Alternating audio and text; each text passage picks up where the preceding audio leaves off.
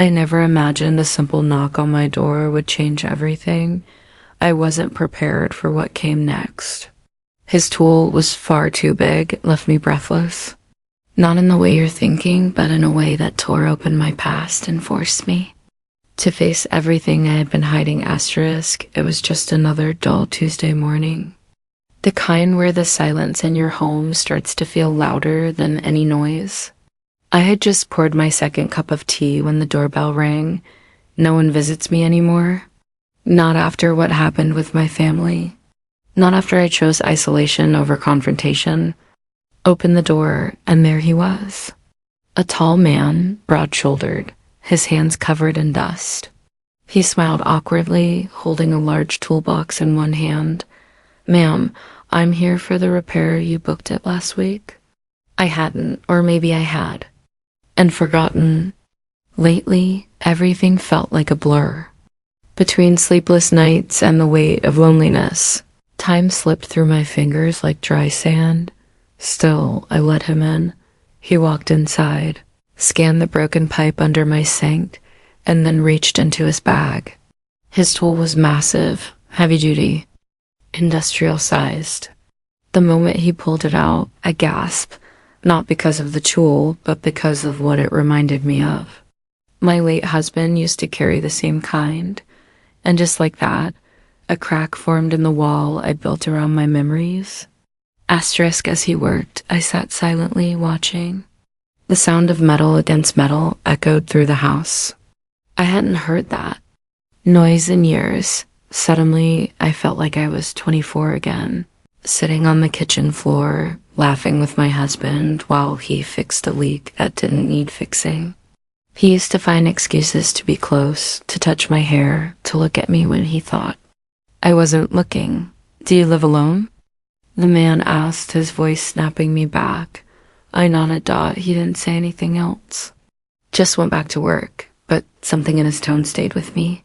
It wasn't pity, it was understanding. Like he knew what it meant to sit with silence for too long. His hands worked fast, precise, yet gentle.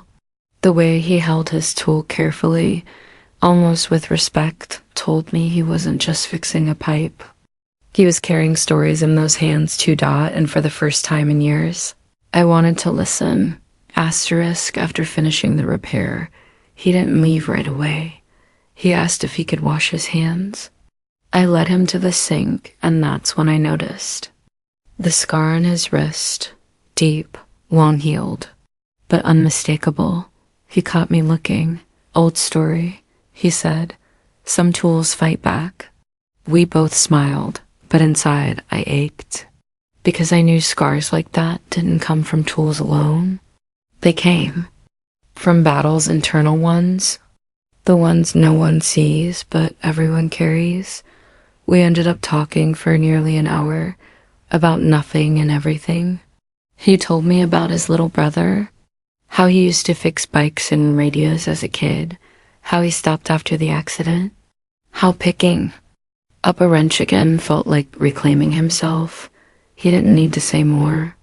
I understood because I, too, had lost a part of myself when my husband passed. And I hadn't tried to reclaim anything since until now. Asterisk, the next week, I found myself digging through the attic. Boxes of memories, old photographs, a dusty old toolkit my husband left behind.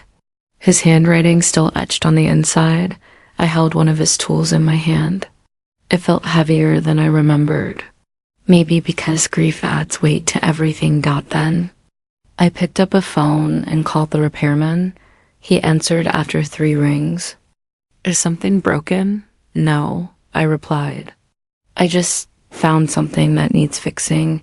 And we met again, not as strangers, not as a customer and a worker, but as 2 people who knew what it meant to breathe through pain. This time, we didn't talk much.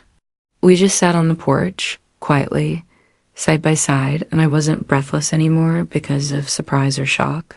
I was breathless from feeling something I hadn't in a long time. Hope. Asterisk, in the weeks that followed, I started to change. I opened windows more, let light in. Cooked meals for two, even when I was alone. Painted walls that had been gray for too long. And every weekend, he came by, sometimes with a tool, sometimes just with a smile. We never defined what we were.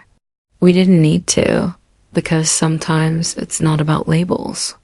It's about presence, about someone seeing the broken parts of you and not turning away. He never tried to replace what I lost. He just reminded me that I still had something to give, that his tool, big and heavy as it was, wasn't just made to fix pipes. It was a symbol of strength, of quiet healing, of the unexpected beauty in human connection. Asterisk, sometimes the things that break us are the very things that lead us back to life. Don't be afraid to let someone in.